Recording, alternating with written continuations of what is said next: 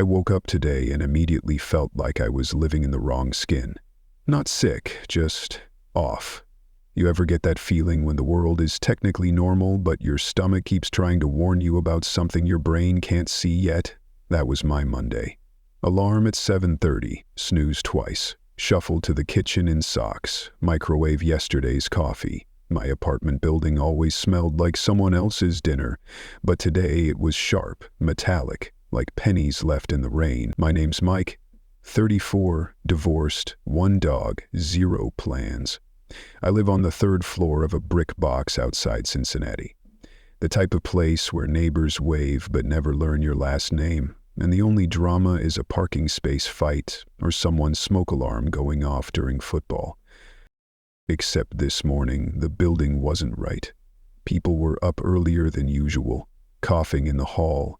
Not the usual old man cough from 2B, but sharp, barky ones, like they were trying to get something out. When I took out the trash, there was a military van parked across the street, white with green numbers on the side, sitting in front of the fire hydrant for an hour. The guys inside never got out. They didn't even crack the windows, and there was blood, just a tiny smear, on the buzzer next to the front door. I saw it, hesitated, then told myself it was just ketchup, or maybe someone's busted lip, but I didn't touch it. I tried to tell myself it was nothing, but by the time I walked my dog Rocky, I was jumping at every car door slam. At the corner, Mrs. Davis, she's like 90, stood in her slippers staring at the sky, just locked in place. When I called her name, she didn't look down, didn't even blink. I kept moving, pulse racing, keys gripped so tight they left marks. Back inside, my phone buzzed with the same emergency alert 3 times in a row. Shelter in place, monitor official updates. Which was weird, since local news was still talking about the Reds game and a heat wave, no mention of an emergency. The internet was garbage.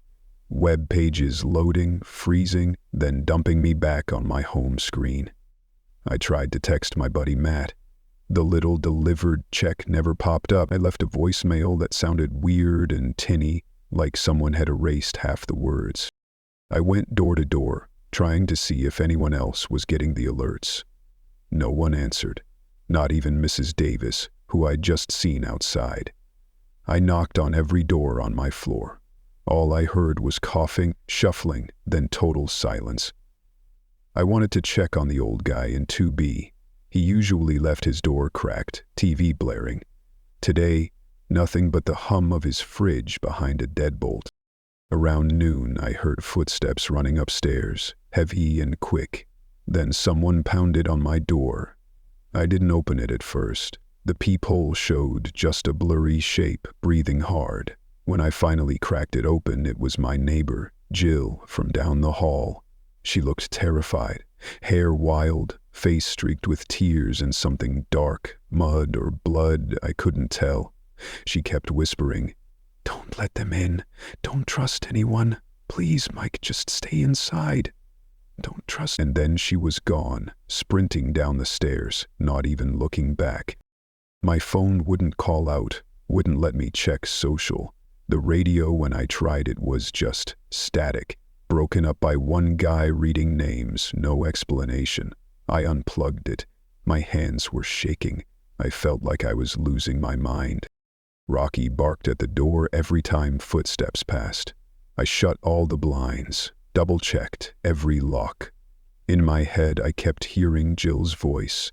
I pushed the couch against the door, sat down with a baseball bat in my lap, listening to the pipes, the coughing, the footsteps, waiting for the moment the world officially breaks.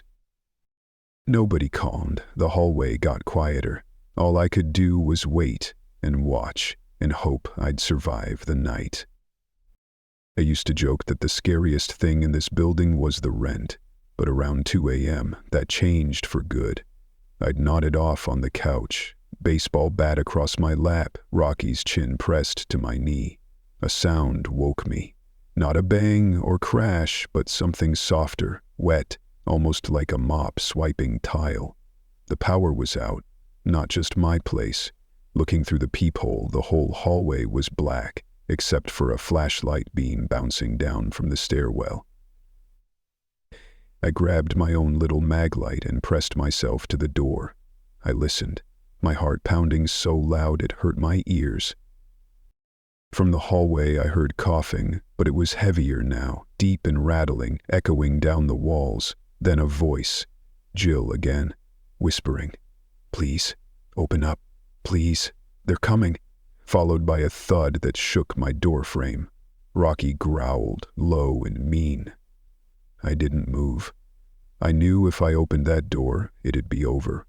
I could feel it. The elevator opened down the hall, the ding echoing in the dead air. I heard feet dragging, more than one person, maybe 2 or 3. Then, suddenly a scream, cut short like someone just pressed mute. After that, nothing, just my own breathing. I stayed there, muscles locked, trying not to think, just listening. My phone was still dead, no service, no Wi-Fi, not even that weak SOS bar. The emergency alert app just blinked. Warning, don't trust your neighbors tonight. Nothing else. I peeked through the peephole again. A silhouette slumped in front of my door, blocking the strip of emergency light from the stairwell. Jill, maybe, or someone else. I couldn't tell. But they were breathing. Raspy, labored. Then, out of nowhere, they banged their head against the wood over and over, not even flinching, not making a sound. I stepped back, shaking. Rocky started barking like mad. That's when the thing on the other side stopped, stood up, and slowly shuffled down the hall, out of sight. I pressed my back to the door, sweat pouring down my face. Around dawn, the power flickered. The neighbor across the hall, Mr. Jackson, finally opened his door, poked his head out, called for his cat. He must not have seen the warnings.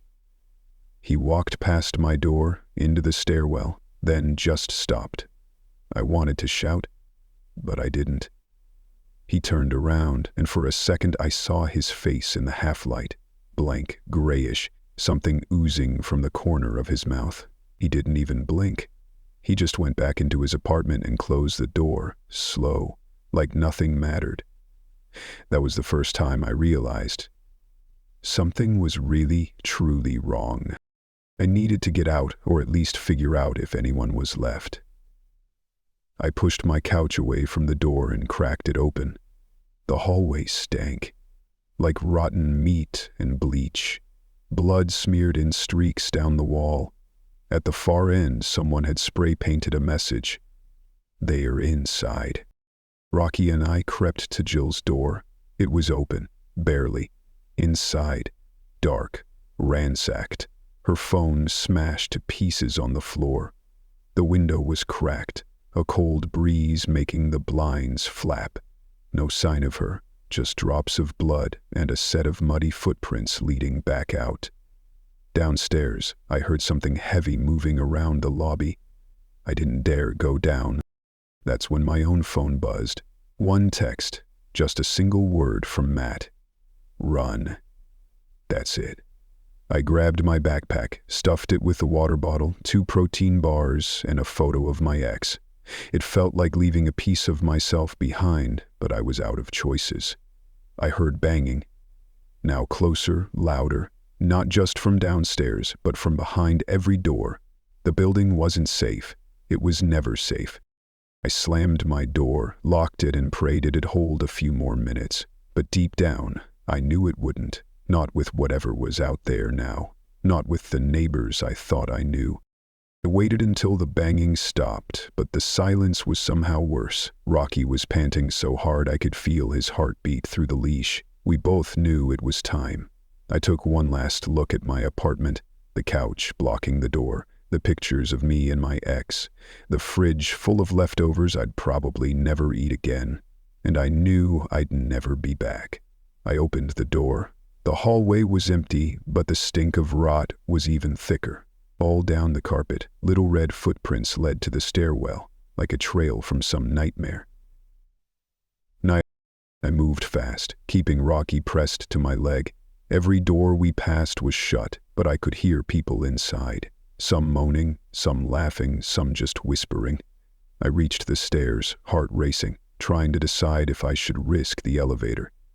Then I heard something. A voice, not like Jill's or Mr. Jackson's. This one was calm, almost cheerful. "Come on out, Mike. I know you're there." It was Matt, or at least it sounded like him. I froze. My best friend, the guy I'd trusted for years, standing at the bottom of the stairs in jeans and a hoodie, smiling like it was all a joke. But there was blood on his shoes, and his hands didn't stop shaking. "It's not safe up there, man," he said, reaching up. "You gotta come down, trust me." Every bone in my body screamed not to go. Rocky whimpered, trying to pull me back. I kept one hand on the bat, the other on the leash. "What happened to everyone?" I asked, voice barely above a whisper. Matt grinned wider, but his eyes were empty. "Change of plans. You'll see. Just trust me." That word, trust. It stuck in my brain like a splinter. Jill's warning echoed in my head. Don't trust anyone, not even Matt. I hesitated too long.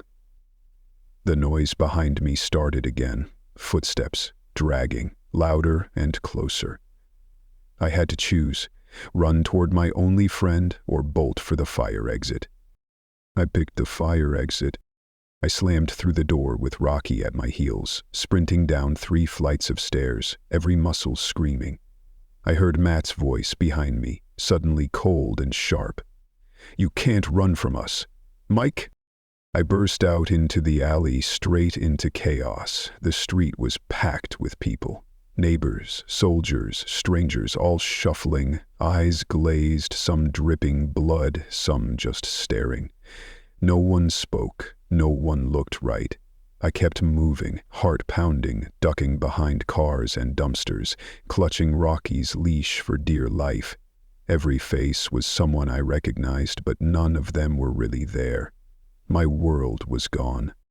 We made it 2 blocks before we had to stop.